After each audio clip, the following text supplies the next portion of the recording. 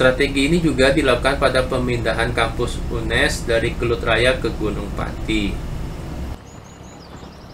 Kota Semarang dialiri oleh beberapa sungai atau kali, meliputi Sungai Garang, Kanal Barat, Sungai Semarang, Sungai Kanal Timur, Sungai Seringin, Sungai Plumbon, Sungai Karanganyar, Sungai Beringin, Sungai Cilandak, dan Sungai Siangker.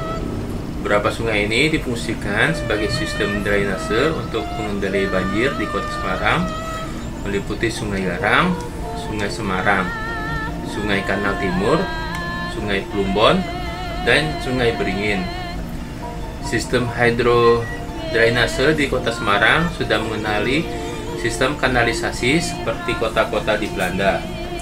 Sistem kanalisasi ini dilatar belakangi oleh pemerintah Hindia Belanda yang melakukan kanalisasi di Sungai Semarang dengan menyudet Sungai Semarang dengan Sungai Garang untuk keperluan drainase kota dan jalur lalu lintas kapal dagang.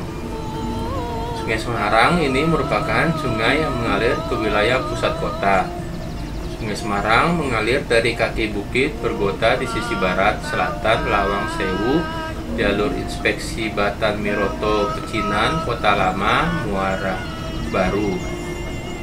Pada tahun 1885, kanalisasi telah rampung dibangun oleh pemerintah Hindia Belanda pada Sungai Garang, sisi barat kota.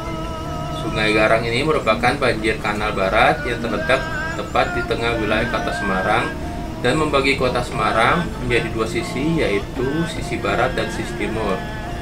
Tahun 1895, kanalisasi baru telah diselesaikan oleh pemerintah Belanda sebagai upaya pencegahan banjir yang semakin parah di Kota Semarang kala itu, yaitu dengan membangun banjir kanal timur.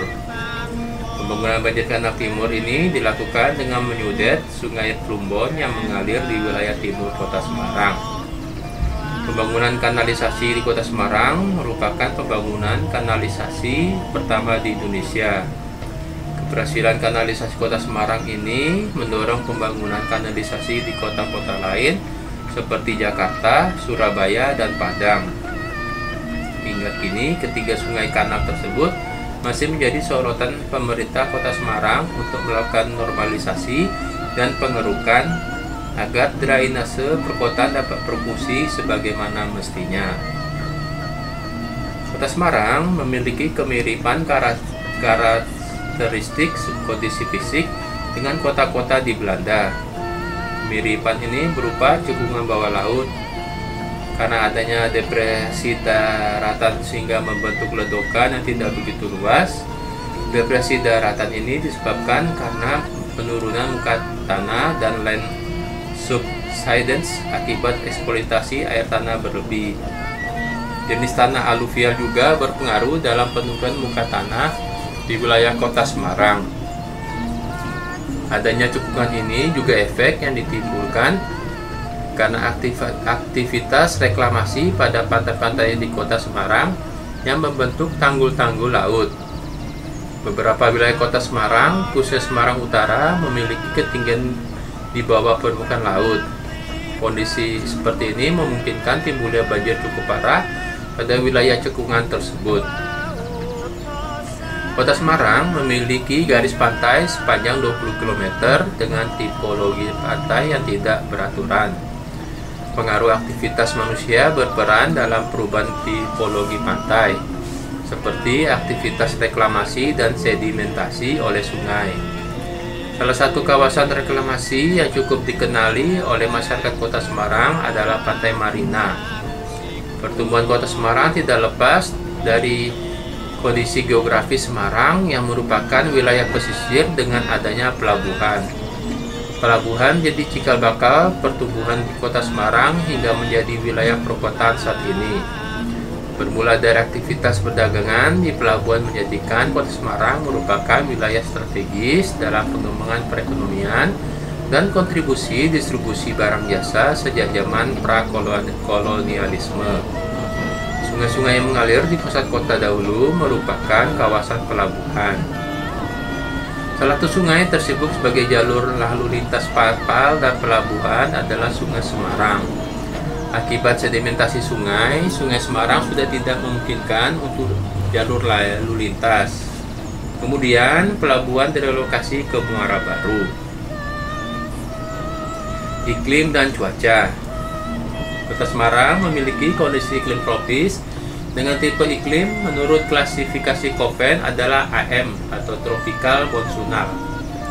Iklim tropis monsoonal ini dipengaruhi oleh letak lintang yang cukup jauh dari khatulistiwa, sehingga efek anti-CZ atau hujan tahunan kurang berpengaruh di Kota Semarang. Iklim monsoonal ini juga berpengaruh terhadap pola musim di Kota Semarang secara periodik, yaitu musim kering atau kemarau dan musim basah atau penghujan. Pola musim di Kota Semarang disebabkan oleh pergerakan tahunan matahari yang menyebabkan perubahan dan perbedaan tekanan pada wilayah permukaan bumi. Musim basah atau penghujan memiliki periode 6 bulan, Oktober sampai Maret, meskipun keadaan sering berubah-ubah. Bulan Januari merupakan puncak musim basah dengan rata-rata curah hujan 430 mm dengan suhu rata-rata 27 derajat.